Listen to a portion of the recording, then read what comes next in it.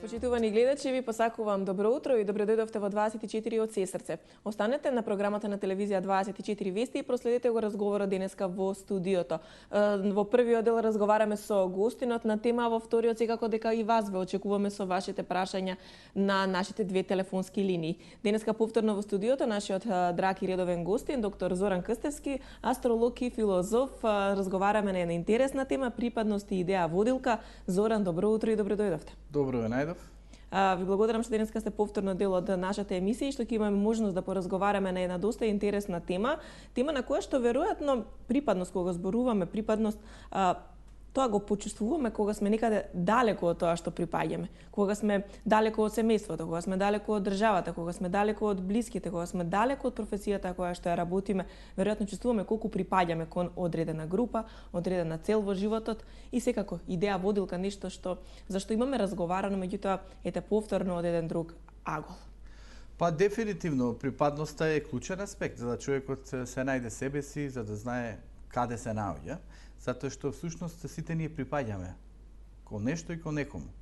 Од тој аспект најклучно е дали сме соодветни припадници на ова општество, дали тука се наоѓаме, како се чувствуваме, каква е нашата мотивација, дали придонесуваме, дали сме ориентирани кон општото добро. Затоа што точно како што кажавте, ќе отидеме од странство, ќе се измешаме со многу други луѓе кои што не припаѓаат од оваа држава и ние ќе почувствуваме дека сепак ако најдеме еден барем двајца кои што се нели како и ние припадници на оваа општество, на оваа држава, веќе сме пострекни, имаме можност да комуницираме, се наоѓаме еден со друг и така натака. Значи гледате, припадноста е суштинска вредност, бидејќи изолиран може да биде само бог или зверот, како што кажал Аристотел.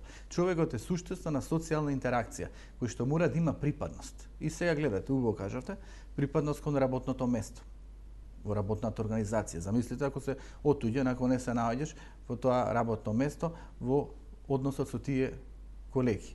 Припадност во семејството, припадност во љубовниот однос, да нема отуѓување, припадност во една пријателска групација и така натака. Значи човекот мора да се ориентира кон одредена припадност, бидејќи не може да биде изолиран.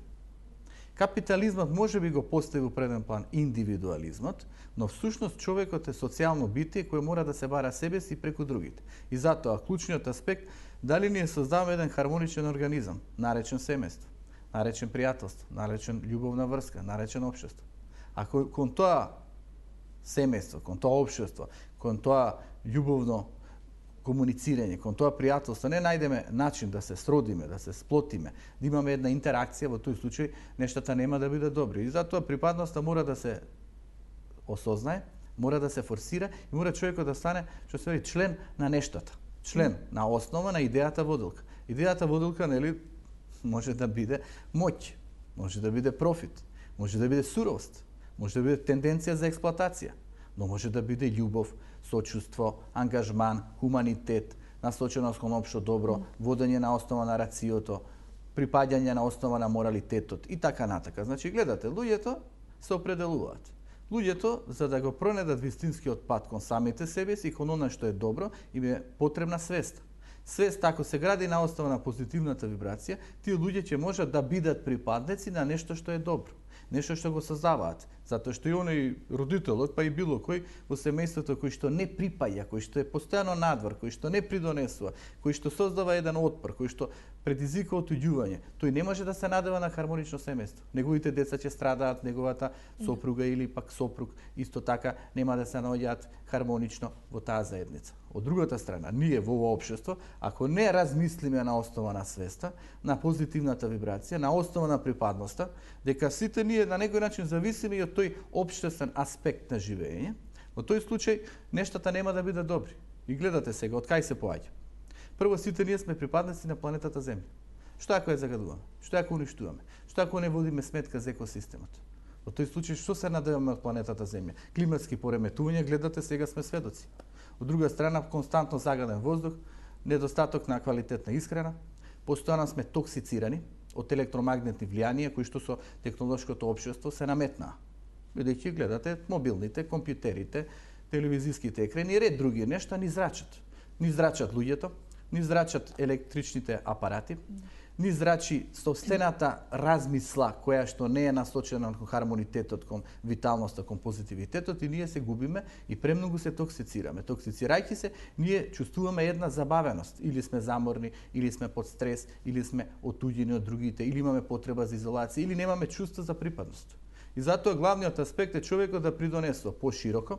Тоа се вели, ако не можеш да предизвикаш кој знае какви промени глобално, создаде ги локално онаму каде што е доменот на твојата должност. Нели? Професорот, медицинарот, економистот, политичарот, филозофот и така натака, секој на основа на своите квалитети и вредности придонесува за општиот напредок, преку општиот напредок придонесува за себе си. Но, ако идејата водилка стане интересот, алчност, егоизмот, неводењето сметка за моралитетот, за вредноста, каде патува човекот, каде патува општеството, каде патува семејството, каде патува вредноста. Значи тога се изопачува. И во тој контекст јас затоа асоцирам, сите ние мора да размислуваме првично глобално планета Земја.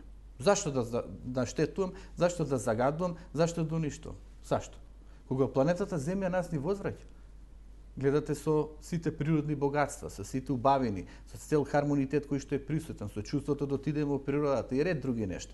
Потоа, општеството. Зашто да го уништуваме, зашто да го загадуваме, зашто да го деградираме? Зашто да не го промислиме од аспект на општа вредност, на општо добро? А не, денеска да просперирам, денеска да искористам, па утре не е битно, па што ми е гајле, па дали другите ќе страдаат, па какви се општествените вредности. Тука се губи припадност. Така е. Затоа што гледате, човекот е воден од тесниот интерес, од тој егоизам, мислам. Тоа е катастрофално за што се вели еманципацијата на човекот, за еволуцијата на неговата свесност. Бидејќи ние дојдевме во 21 век на сериозниот технолошки напредок, на индустриализацијата, на сателитизацијата. И со таа гледна точка човекот нели се еволуираше. Но духовно морална гледна точка и од ниво на свест човекот се уназади. Зашто? Затоа што не знае да се определи, затоа што не знае да препознае, затоа што не знае да се ориентира. Тоа е водено од тесниот интерес. Не сите луѓе, за среќа, има голем број на луѓе со висока свесност. Ама зашто ја имаат? Читаат, се надградуваат, размислуваат со својата глава, верни се на одредена должност, сметаат дека треба да биде добро, дека не треба да влада егоизам, дека треба да иде човекот кон идејата водилка, општ напредок, општа припадност. Бидејќи, овој народ, замислете колку години се борел за да дојде до одредена независност. Колку жртви дале, колку се аномалии биле присутни во патот кон собствената вредност. И се замислете, доаѓа одреден народ, одредена општествена вредност или можност да се креира, тој народ 25 години не знае како да се искреира, бидејќи веројатно лошо е воден, или веројатно лошо избира, или веројатно нема избор што да избира. Ама секојаш има избор. Изборот е прво собствената свест, значи да препознам што е добро, но гледате сега се сврти филозофијата на погледот кон светот, сега да препознам што е зло, што е негативно. Значи, прво, оддалечување од зло, од негативно, дистанца се што ме изопачува, се што ме дистанцира од хармонитетот, од идејата водилка на моралитетот на вредноста, значи се дистанцирам од тоа што ме дистанцира сами од себе од вредноста и тогаш идам кон доброто. И затоа сега во овој концепт како припадност фаворизирам, човекот мора да препознае од каде произлегуваат аномалиите. Значи, гледате, аномалии во низ призма на загадување на екосистем, на пореметување на тие климатски промени, на ред други нешта. Потоа, аномалии присутни во семејство, аномалии присутни кај мене како личност, аномалии присутни во општество. И сега, кој ќе ги ставиме сите нешта на масата, човекот има сериозна одговорност. Таа сериозна одговорност подразбира дистанца од лошото, оддалечување од злото, припаѓање и посетување на доброто. Замислете колку малку луѓе можеби размислуваат за овие вредности. И колку имаме овие вредности, колку овие вредности се присутни во семејството, во најблискиот круг на луѓе, затоа што зборуваме идеја водилка, често може да биде нешто како што рековте ви изопачено, да луѓето итаат кон моќ, кон некои пороци, да ги забораваат оние вредности кои што може да го сочуваат семејството и припадноста кон семејството. Дали од тука се јавува оно отуѓување меѓу луѓето кое што денеска е присутно? Точно така. Значи вие го зафативте проблемот. Заради недостатокот на сериозна припадност кон доброто, кон позитивитетот, кон општиот напредок, заради недостигот на вистински идеи водилки, кои ќе не носат кон себе реализацијата, кон тој општествен напредок, ние дојдевме до отуѓувањето. Отуѓување како општество, отуѓување во семејства, се повеќе распад на бракови, недостиг на вистински љубови, работно место не се знае какво е, отуѓување во однос со другите, отуѓување со роднините, отуѓување со пријателите. Зашто? Веројатно на тоа космичко ниво, надвиснато над ова општество, има еден вид на недостиг на вистинска идеја. Вистинската идеја знаете како се гради? Верност кон должност, верност кон одговорност, верност кон посветеност, верност кон оно што асоцира на еден напредок. Тој напредок, ако го немаме во семејството, како личност ќе се искрази кој ќе излезе на улицата? Плюс на улицата, вие гледате, се ова е страшно, значи тоа имаме ние сериозни проблеми, веројатно и со воспитанието на младите. Голем број на млади се предизвикувачи на страшни, би рекол, смртоносни сообраќајни незгоди. Значи, еве ги, секој ден се соочуваме. Каде е таа свест, каде е таа интелигенција? Не се вози толку брзо тој автомобил и не е поентата на некој момче да му купиме автомобил, нели тој има 20 години, 21 години и тој со тој автомобил да се е смрт по улиците. Бидејќи некој друг ќе страда, бидејќи тој некој има семејства, бидејќи не е тоа добар показател, бидејќи ние сме загрозени. Значи тоа е само еден пример на недостиг на свест. Кај кого? Прво кај родител, бидејќи го потхранува со материјално, второ не го советува, не го подучува, трето веројатно нели некои други аномалии се присутни кои што овој му возможуваат да бесне. Трето, сето тоа асоцира на општа несигурност. И се гледате, општа несигурност на улица, општа несигурност на работно место, бидејќи нешто друго е потребно, партиска книжка ако немаш, ништо не се надавај. Така се формулира и се воспоставија нештото. Од другата страна, општа несигурност што ќе биде со општеството, општа несигурност што ќе биде со емоционалната подлога, ако го дадам срцето, ако се отворам, ако бидам морален, ако бидам вреден, ако верувам во луѓето, ако придонесувам, и тоа се наметна како правило. Не се отвори, не придонесувај, искористи, биде егоистичен, идеја водилка нека те биде моќта, идеја водилка снаодливоста, клучни се парите. Преку парите се ти се возможува. Преку парите ти утре можеш да станеш некој нешто. При тоа, за да дојдеш до парите, не е битно што правиш. Можеш да газиш преку други. Можеш да се додвориш на негативци. Можеш да лажеш, да манипулираш, да создаваш магли, да сееш илузии. И гледате, вредноста никаде ја нема. Или ја има, за среќа, пак ќе речам, кај високо изградени морални личности. Тие високо изградени морални личности, веројатно подлогата имале повторно од семејството. Нивните родители ги советувале, ги подучувале. Биди верен на себе, држи до моралот, дека ти биде чисто лицето, што се вели, чист образ. Не потлекнуј на се што е негативно, веќе во кодот не го носиш негативното. И сега гледате, тој код се гради.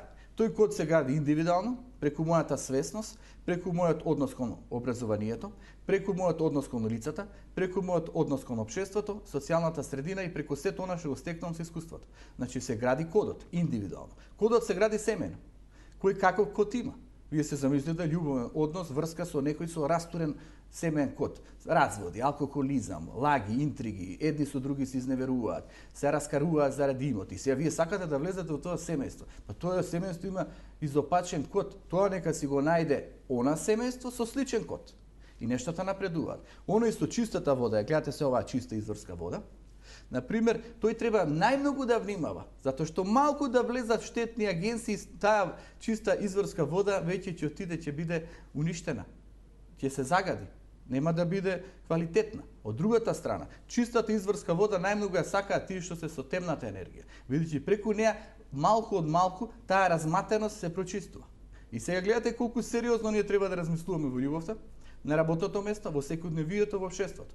Матната енергија тежно е да придобие чистата енергија, за да малку од малку нели се разбистри и да ни наметне демек види сега јас колку сум бистар. А не може чистата енергија да ја зафати прљавата па да ја очисти малку? Па видите, тоа потешок тоа е едно од процес? тенденциите, тоа со христијанството се наметна, ама тоа беше пред 2000 години. И таа идеја дали успеа, знаете, она со жртвата, спасителот Исус Христос се наметна дека сите ние треба изгубените овци да ги вратиме во стадото. Значи треба со жртвување, со сомилост, со еден вид на потиснатост. Бидејќи нели на оние подредените, на оние кои што беа сиромашни во духот и кои што не и таа толку многу кон самите себе си, туку кон небесното царство, тие ќе ги добијат привилегиите. Сега се смени кодот, сега сме во ера на водолија. Сега е првата асоциација дека водолијата е представена графички, горе и доле, со две, што се вели фреквенции. Едната фреквенција е фреквенција на негативитет на зло, едната на светлина на добро. Првата асоциација во оваа нова ера, во нов код, е човекот се заштити од злата енергија, тешката енергија. Кој добива во случајот со водата? Нормално е дека добива и со матната вода, бидејќи ќе се пробиструва колку толку. И факт е дека утре тој не може да пие таа вода, бидејќи треба од корен цел за да ја смени. А не може да придобие од некој од надвор. А овој што е со чистата изворска вода, со љубовта, со емоцијата, со добрината, со хармонитетот, тој се заматува. Бидејќи неговата вода не е онака како што била. Нели? Еден развод, едно разочарување, еден кикс во финансиски аспект, нешто на работното место, некое разочарување низ призма на однос со другите луѓе, нас веќе не става една подредена ситуација, ние се токсицираме. Значи ни треба време да го исфрлиме тој вид на токсичен материјал, со тоа што првично ќе го неутрализираме стресот или ќе преиспитаме од каде се манифестира тој стрес. А гледате сега, ние тука сериозно се доведуваме у стресни ситуации на колективно ниво. Значи не живееме опуштено. Тој стрес не разјадува нас длабоко во себе и пореметува нашите биополи. Кога човекот има пореметено биополе, тој е многу поподложен на негативната енергија и на матната енергија. Матната енергија во концептот го има, ја има тенденцијата да замати, да изманипулира, да наметне магла, бидејќи така доминира. Матната не доминира со чистото, со светото, со убавото. Туку вели се е исто, се е интерес, се е егоизам, се е потреба да се наметнам, дај да видиме што да искористам. И колку, нели, замајани личности, колку неосвестени, колку луѓе кои што не ја препознаваат идејата водилка на општото добро, толку ние повеќе се уназадуваме или нашето семејство, или нашиот љубовен однос. И затоа сега ова ние можеме да го толкуваме од индивидуалистички аспект, ова што го зборувавме, значи пријателство, љубовен однос, семејни ситуации, општествени текови. Во клучот на сето тоа знаете ли што е? Повторно себеспознание, повторно свест и повторно припадност и определба. Човекот мора да има одредена определба, првично да се заштити од матните енергии, тие да не влезат во неговата диоптрија, во неговиот видокруг, да не се преоптовари со таа матна енергија, да најде начин како да изфрли од себе си, да не остане токсициран, за да подоцна продолжи по патот и тогаш осведочен по доброто, ќе му се отвори светлината, бидејќи и некоја светлина колку да е скриена зад карпата, таа се наоѓа. Човекот треба да даде начин како да се пробие зад карпата и да осознае светлината. Секако, ние овде ќе направиме една куса пауза за блокот реклами и ги поканиме гледачите кои што денеска не следат да се јават на нашите две телефонски линии 026091924, 026091925 на тема припадност и идеја водилка. Доколку имате некое прашање или ваше кусо размислување, ве очекуваме до крајот на овие две телефонски линии.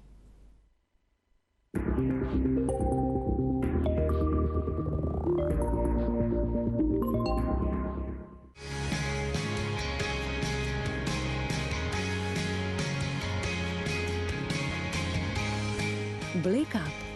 Уживајте под сонцето. Алкалоид Скопје.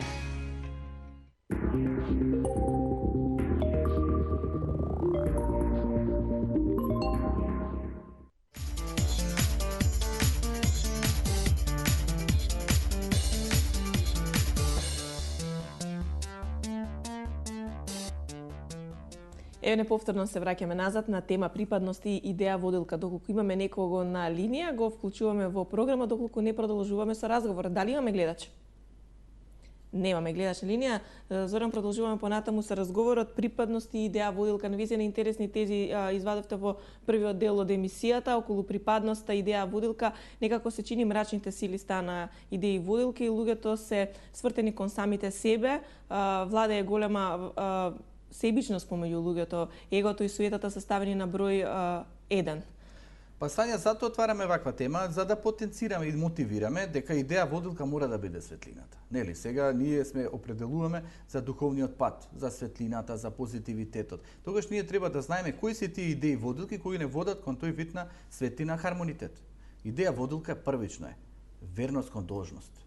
Тоа е една сериозна област кон која ние мораме да се насочиме. Само треба да знаеме што мојата професија представува, што мојата улога во семејството представува, што мојата улога како човек, припадник на оваа планета Земја представува. Тој е првиот стадиум, а потоа продолжуваме понатака. Дали со одговорност, дали со сериозни пристапи кон животните прашања и така натака. Имаме гледач на линија. Добро утро, за кого? Добро утро. Повелете во гледач, го почитувам многу господинот Зоран. Многу убави совети ни дава. Меѓутоа ние луѓето со чист образ и со изворска вода понекогаш толку многу се разочаруваме во се она што се случува околу нас, затоа што сакаме да цениме, сакаме да љубиме, сакаме да ги почитуваме. Меѓутоа, кога ќе видиме од страна дека не добиваме таква повратна информација, истото да ни се врати, дури може да паднеме и во депресија. Јас дури и во црква кога одам, понекогаш ако ми остане плюс свеќа, велам, палам за сите добри луѓе на земјината топка. А добри луѓе на земјината топка постојат. И велам, секој родител на земјината топка го сака најдоброто за своето дете, меѓутоа понекогаш нели и децата не можеме баш да ги воспитаме како што сакаме, затоа што можеби и општеството им враќа нашево општество исто многу лоши информации од аспект на средношколци, од аспект на студенти, од други аспект. Во еден момент кога ми беше многу тешко, дури пратив една порака на луѓе на кои што многу сум се дала. Може и не знам од кај ми дојде таа порака, сум ја слушнала сигурно, а може би и на некој мислител, па ќе ми каже господинот Зоран, дека секој може без секого, но секој не може без никого. И дека животот треба стварно да се живее, меѓутоа има луѓе кои што и завршиле факултети, имаат по 52 години, а се уште не можат да се вработат. Едно ти и мојата сестра се молам и пратив писма и до градоначалникот, онака емотивно, со голема молба, за да се излезе во сусрет, затоа што утре ќе остане од факултетски образована, што е срамно за 21 век, да бара социјална помош без парче леп. Меѓутоа, повратни информации за жал нема. Така, ви благодарам за вашето јавување, вашето размислување и вашето споделувањето на вашите размислување со нашите гледачи. Имаме повторно гледачна линија пред да искоментираме за претходната гледачка, да чуеме кој друг ни се јавува. Добро утро. Дали се слушаме? Ало, добро утро. Повелете. Најпрво поздрав до емисијата, до гостинот и дали ќе може неговиот телефонски број да се остави во редакција? Секако дека ќе може, веднаш по емисијата може да се јавите и да добиете контакт телефон на доктор Зоран Кастевски. Важи и сакав едно прашање да поставам до него. Повелете. Некој универзален рецепт како да се заштитиме од злото? Ви благодарам за јавувањето. Постои ли универзален рецепт? Па постои, знаете, злото се напаѓа на разен начин. Тоа знае, нели, и волкот да се претвори во јагнешка кожа, да ти настапи, да ти се наметне, да те заманипулира. Човекот мора да биде внимателен. Тоа постојат методи како да преиспиташ кој кон што те насочува. Значи, никогаш на прва да не се определиме некому да му истрчаме. И во љубовта не треба така. Преиспите, види од каде произлегува, од какво семејство, какви се неговите намери. Овој на финансиски план, ако сака нешто да придобие од тебе, исто така првично или одби го, или остави го малку, нека чека. Затоа што човекот кој што сака да искористи, тој е нетрпелив. Тој го сака тоа веднаш. Нели, овој низ призма на страстите, некој друг низ призма на парите, трет низ призма на егото, на желбата за надвладување. Значи, работата не се истрчува, пушти го или види го тогаш кога тој тебе ти е потребен. За жал, ние луѓето сакаме да бидеме сакани, од тој аспект ние сакаме да направиме нешто за другите, мислејќи дека тие ќе ни возвратат. При тоа, оние кои што се извежбани да бидат негативни, да цицаат од другите, ти имаат таква способност да се, што се вели, претворат во добродушни личности се додека не го добијат тоа што го сакаат. Од кога ќе го добијат или ќе се воздигнат, неретко забораваат на нас. Во тој случај ние разочарени од таквите искуства, утре внимаваме на добрите личности, не ќе да им излеземе у пресред. Затоа не треба лесно отварање, заштита на себе си. Второ, се подразбира фидбек, интеракција. Колку јас љубов, толку љубов добивам. Колку тој мене внимание, толку јас него внимание. Но најсуштинските проблеми се огледуваат кога сме под притисок, кога сме под напнатост. Веројатно и тој другиот, но веројатно и ние самите. И затоа се бара вложување.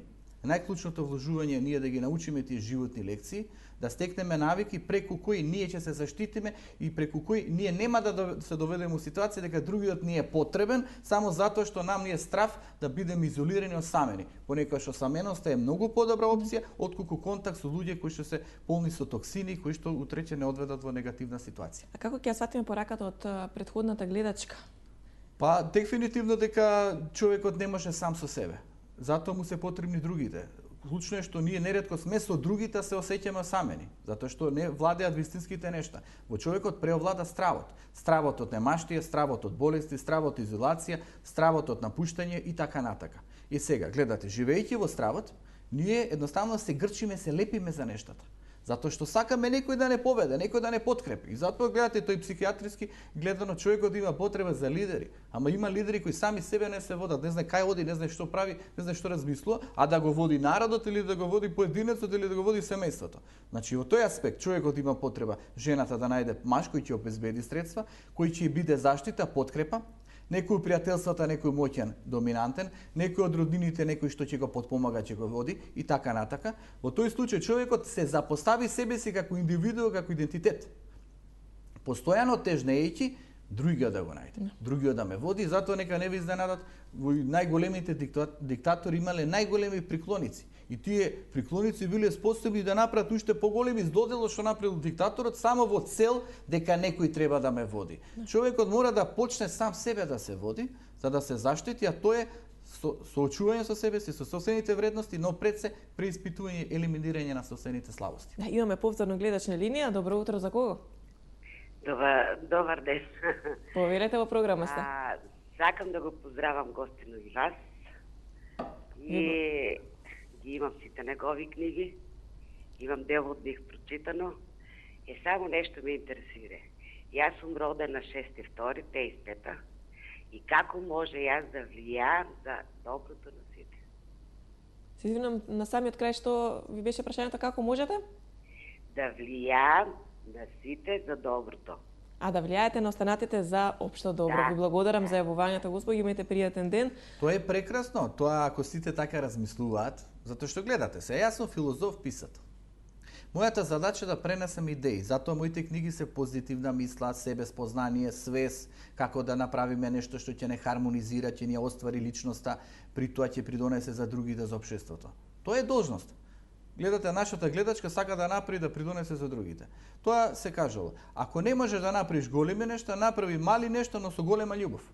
Значи, малите нешто околу нас, некој човек нешто му е потребно, совет му е потребна, насмевка му е потребна, импулс му е потребен, нешто да го поттикнеш да реализира, некоја илузија да дистанцира. Значи, знаете, прво е, човекот, тоа е и во филозофијата кажано, се замислете, слободата е автентична и суштинска вредност на човекот. Но, ако некој оди по мостот, кој што може да се сруши, ти си должен да го предупредиш, да му кажеш, внимавај на тој мост, затоа што можеш да паднеш во реката и да настрадаш. Значи, човекот мора да биде предупреден. Гледате, општествено, да анализира, да се огледува. Логика. Семејно, да го мотивираш, да му асоцираш кои се вредностите. Љубовно. Што е тоа што како емоција треба да не подкрепи? Пријателство. Како да му дадеш иницијатива, како да бидеш покрај тој човек тогаш кога ти си му потребен него и во едното и кога ти е потребен тебе. Значи, луѓето игнорираат, луѓето се дистанцираат, луѓето се отуѓуваат, луѓето не размислуваат, луѓето не иницираат. Од тој аспект, луѓето не се слободни. Луѓето вистински се слободни кога го кажуваат тоа што го мислат и тоа што го мислат да им помогне на другите, но понекогаш и да им асоцираат на слабости, преку кои овие ќе се заштитат од негативностите и утре нели ќе можат слободно да поминат преку мостот, бидејќи тој мост веќе не е опасен мост во кој сите ние можеме да настрадаме и кој може да не однесе кон некои таму водни текови на ништожност. Гледачката која што се јави има навистина одлична идеја водилка да помага на другите околу себе, со својата добрина ете да помогне и на останатите. 6.2, дали е тоа во знакот на водолија? Да, водолиите го сакаат, тоа они се хумани, секој ше настојчиви да придонесат, дури за општеството. Они идат многу пошироко. Значи не е тука она што се вели микрониво. Микрониво е семејство, пријатели, партнери, така натака. Тие сакаат и подалеку. Из призма на пријателство, на некои текови кои што се присутни во општеството. И човекот тоа може да го направи. Тоа на пример Албер Ками го кажал, човекот мора да биде суштество на револтот. Тој да се побуни против сите аномалии, сите деструкции, кои што го зафаќаат неговиот дух, кои што го зафаќаат неговото живење, кои што го зафаќаат неговото општество. Ако човекот мирува, седи, гледа, вегетира, тој вирус во организмот што ќе направи? Штета. За тој вирус треба наоѓање лек. Ако тој вирус ние го решиме, организмот ќе живне, ќе се детоксицира.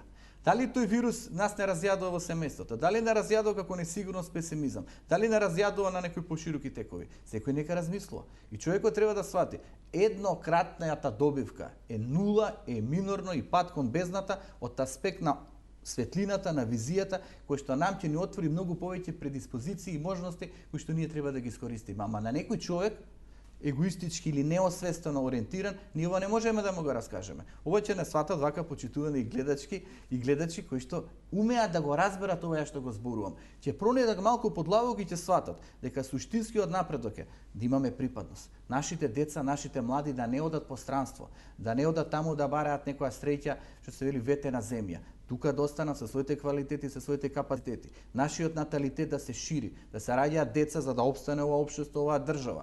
Нашата вредност да биде осведочена, да биде олицетворена, да видиме како примери, да видиме како воспоставување на некои начела. Ако ние тука кикснеме како општо добро, како една светлосна визија, што ќе остане за поединецот?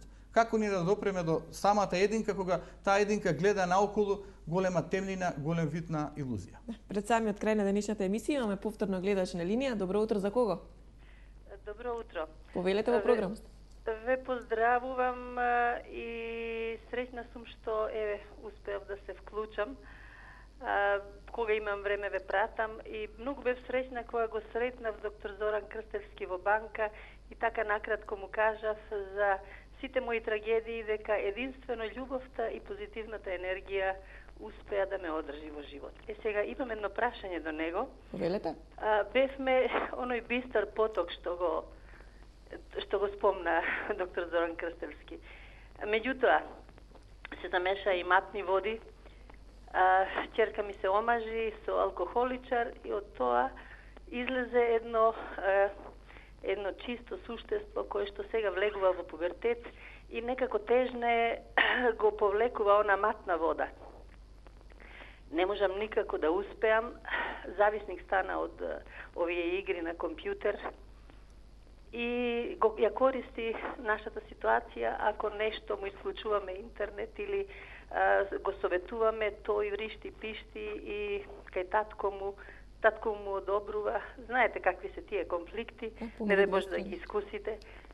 Не знам каде да се обратам за помош, зашто уште тоа дете ми остана од семејството. Ви благодарам за јавувањето. Видите, тоа е општо докажано, еве и тоа се потврди, сериозно внимание на матните води. Ако тие влезат и таа би рекол бистра изворска вода ја заматат, ќе биде тешко, бидејќи тој вид на негативитет се шири. Ќе треба дополнителен вид на ангажман за да ние децата или тие што се продукт на таа љубов, ние ги заштитиме. Сега, гледате, ситуацијата дојде до голема негативитет. Зашто? Детето има недостиг, веројатно недостиг на љубов, недостиг на внимание и не е љубовта само еднонасочна. Да земеме од едниот родител, да речеме од мајката, од незиното семејство, кои што учат на светлина, кои учат на позитивитет. Прво, веројатно во кодот измешана енергија, тој код е генетски код, потоа код на воспитание, код на проживеани нешто од детството, младоста, тој веќе асоцира на некој вид на слабост. Тоа се вика на некој вид на биофотон, кој што е измешан. Тоа подразбира дека ние треба сега да најдеме начин стручни лица, мотивација кон образование, поттикнување кон спорт, добро однесување, убав збор, пренаоѓање пристап, да тоа дете го одвлечкаме од тоа што него го загрозува. А е нормално да го загрозува, бидејќи тоа дете од другата страна можеби не ја добива онаа љубов кој што треба да ја добива, чувствувајќи се осамено отуѓено, тоа дете се приклонува. Некој дете се приклонува по улицата, некој кон дрогата, некој кон алкохолизмот, некој кон видеоигрите. И видеоигрите станува негов свет. Таму детето се наоѓа, таму си ја развива својата фантазија, таму чувствува дека е прифатено. А тенденцијата на видеоиграта да ги прифати децата, на коцкарската машина е да го придобие овој потрошувачов. На некој друг таму кој што продава дрога да го има овој под себе. Значи гледате, разни субјекти, во случајот и коцкарската машина е субјект. Дури и ова видеоигрите се субјект. Го прават другиот човек објект. Објект е човек кој што не може да размисла со својата глава и е воден. Во тој случај детето автоматски се објективизирало. најсуштински е детето се субјективизира преку одредена вредност. Они мора да препознаат кој е талентот на детето, дали има некој талент за музика, дали има за спорт, дали има нешто да надградува, дали да поттикнува. Суштински работите не произлегуваат преку ноќ, ниту се решаваат преку ноќ.